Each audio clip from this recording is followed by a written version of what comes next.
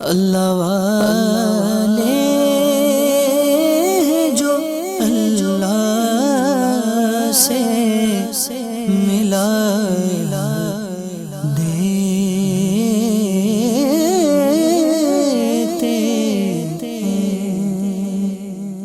تو شعبان المعظم عرس مبارک حضرت سیدنا امام اعظم ابو حنیفہ رضی اللہ تعالی عنہ، امام الائمہ، رئیس الفقہاء والمجتہدین، سید العلماء والمحدثین، حضرت سیدنا امام اعظم ابو حنیفہ نعمان بن ثابت رضی اللہ تعالی عنہ کی ولادت باسعادت بروز پیر 20 جمادی الاولیٰ 80 سنہ ہجری مطابق 4 اگست 699 سنہ عیسوی کو گہوارہ علم و فن کوفہ عراق میں ہوئی۔ آپ رضی اللہ تعالی عنہ مشہور ائمہ اربعہ میں سے سب سے بڑے امام ہیں۔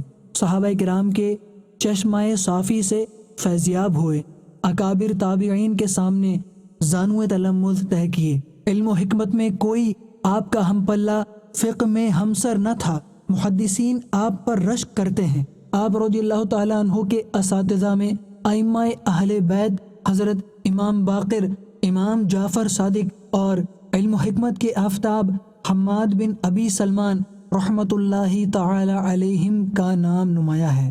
حضرت سیدنا امام اعظم ابو حنیفہ نعمان بن ثابت رضی اللہ تعالی عنہ مقتدائے خلق، پیشوائے امت، علم کے آفتاب اور ہدایت کے مہتاب ہیں۔ آپ رضی اللہ تعالی عنہ کی ذات قیامت تک مرجع علماء و فقہاء ہے۔ آپ کے شاگردوں کا شمار دشوار ہے۔ حضرت داؤد طائی، فضیل بن عیاض، امام ابو یوسف، امام محمد رحمۃ اللہ تعالی علیہم اجمعین آپ کے مشہور تلامذہ میں سے ہیں۔ آپ کی تصانیف میں مسند ابی حنیفہ کو شہرت دوام حاصل ہے۔ امام الائمہ، رئیس الفقہاء والمجتہدین، سید العلماء والمحدثین، حضرت سیدنا امام اعظم ابو حنیفہ نعمان بن ثابت رضی اللہ تعالی عنہ نے 2 شعبان المعظم 150 سنہ ہجری میں وصال فرمایا، اور آپ کا مزار مبارک بغداد عراق میں مرجع خلائق ہے۔